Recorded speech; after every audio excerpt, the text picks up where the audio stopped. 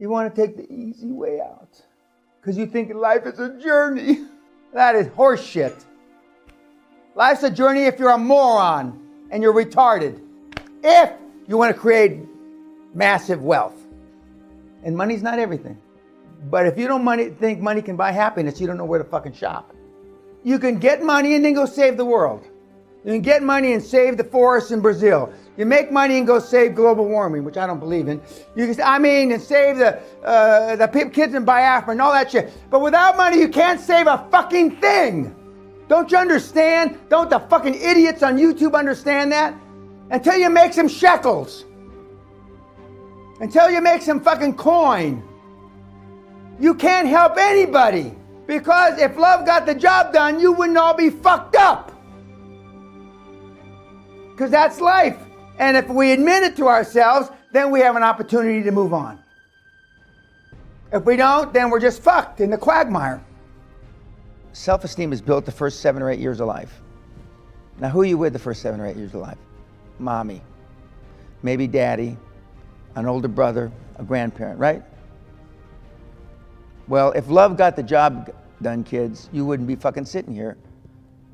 Love doesn't get the fucking job done. Love has never got the job done. But even if those people did a good job for you those first 7 or 8 years, then show me your friends and I'll show you your future. Okay, so who are the meatheads, the 3 or 4 or 5 people that you go out for a drink with? I say if you go to sports bars and you belch and you fart, you're going to be belching and farting in a sports bar 35 years from now. And so it's self-esteem is the basis of all excellence. Self-esteem, Donald Trump, whether you hate him or love him, Elon Musk, all these guys have tremendous self-esteem. Somebody did something right when they were growing up. Somebody did something right. And most parents, unfortunately, for arguably the most important thing we're brought on the planet for, procreation, we don't know a fucking thing about. We don't know anything about it. But my parents did some things, some by accident, some by planning, that built my self-esteem. So let's say someone, first 7 years of their life, doesn't have a good environment, what can they do now? Like, what's the most important thing they need to be doing if they need to build their self-esteem? Show me your friends, I'll show you your future. I mean, the guys that, first of all, high performance, high self-esteem people don't hang out. They don't go to the fucking Super Bowl. They don't go to the Dodger games. They don't go to the Laker games. They still got those teams here? Mm-hmm. Yeah, okay. They don't do any of those things. Eagles fly alone. I have no friends. Friends are problems. Friends are challenges. If you aren't into yourself, and that means something else now than what I mean. If you're not into yourself enough that you can't spend the weekend by yourself, then something's fucking wrong with you. Vis-a-vis self-esteem, being a high-performance person, and accomplishing high-performance acts, something's wrong with you. I know high-performance people, and I use myself as an example.